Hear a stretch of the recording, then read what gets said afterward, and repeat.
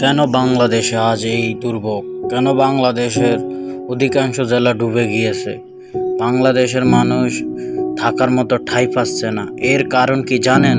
জানতে হলে তাহলে শুনুন।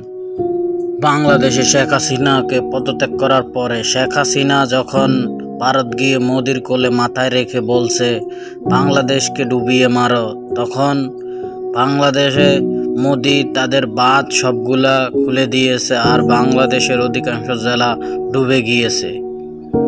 ইন্ডিয়ার বন্যা, বাংলাদেশের সেই বন্যার স্রোতের পানি বাংলাদেশের দিকে বইয়ে দিয়েছে।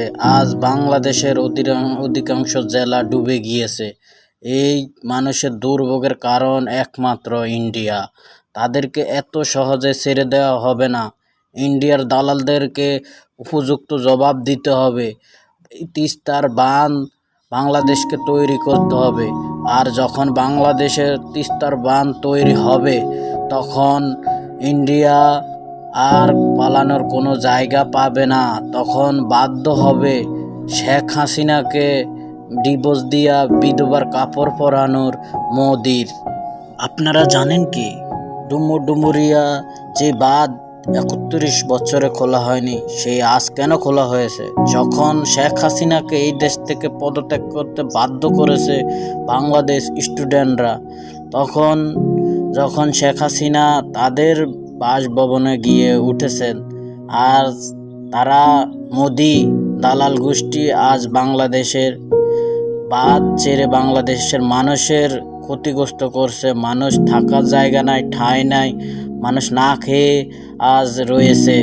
তার প্রতিদান দিতে হবে ইন্ডিয়াকে। Wait and see. দেখুন একবার আমাদের চ্যানেলগুলো কি বলছে, দেখুন আপনারা। নম্বর বাঁধের গেট খুলে দেওয়ায় হু করে পানি ঢুকছে কুমিল্লা অঞ্চলে।